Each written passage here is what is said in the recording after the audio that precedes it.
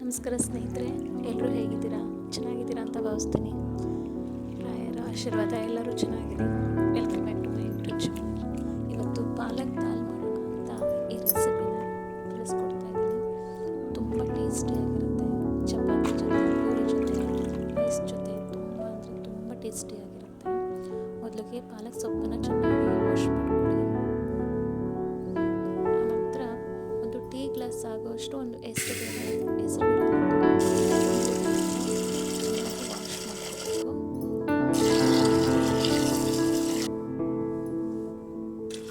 Wash ಮಾಡ್ಕೊಂಡ ನಂತರ 1 glass ಹೆಸರುಬೇಳೆಗೆ 2ರಿಂದ 3 glass ನೀರನ್ನು ಹಾಕಿ ಕುಕ್ಕರ್ ಮುಚ್ಚಳನ ಮುಚ್ಚಿ 2 ವಿಷಲ್ ಹೊಡಿಸ್ಕೊಳ್ಳಿ.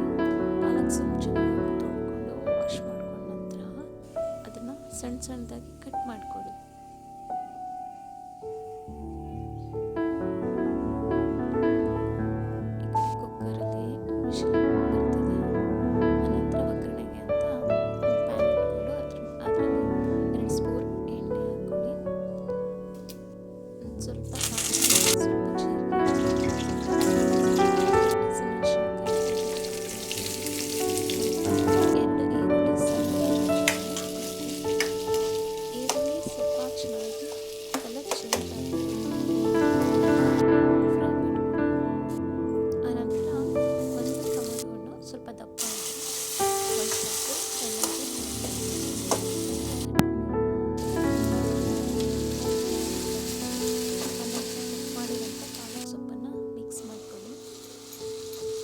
ತುಂಬ ಚೆನ್ನಾಗಿ ಬರುತ್ತೆ.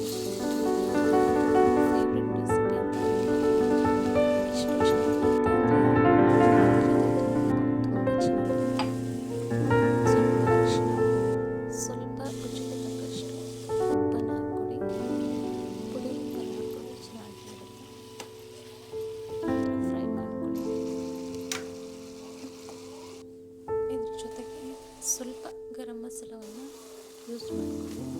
ತೇಜು ಗರಂ ಮಸಾಲವನ್ನು ಯೂಸ್ ಮಾಡ್ಕೊಳ್ತಾ ಇದ್ದೀನಿ. ಹೆಸರುಬೇಳೆ ವಿಷಲ್ ಹೊಡಿಸೋದು 2 ವಿಷಲ್ ಹಾಕಿಸಿದ್ರೆ ಸಾಕು. ಹೆಸರುಬೇಳೆ ಹಾಕಿ ಚೆನ್ನಾಗಿ ಮಿಕ್ಸ್ ಮಾಡಿ ನಂತರ 1 ಸ್ಪೂನು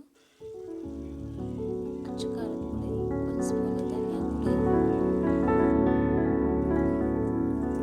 ಹಾಕಿ ಚೆನ್ನಾಗಿ ಮಿಕ್ಸ್ ಮಾಡ್ಕೊಳ್ಳಿ.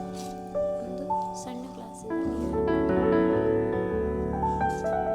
ಚೆನ್ನಾಗಿ ಮಿಕ್ಸ್ ಮಾಡಿ 1-2 ಕುದಿ ಬಂದರೆ ಪಾಲಕ್ ದಾಲ್ ರೆಡಿ ಆಗುತ್ತೆ. ಬೇಗ ಮಾಡ್ಕೊಬಿಡ್ಬೋದು. ತುಂಬಾ ಈಸಿ ಆ್ಯಂಡ್ ತುಂಬ ಹೆಲ್ತಿ ಇದು. ಸ್ವಲ್ಪ ಕೊನೆಯಲ್ಲಿ ಕಾಯಿ ತುರಿ ಹಾಕ್ಕೊಳ್ಳಿ.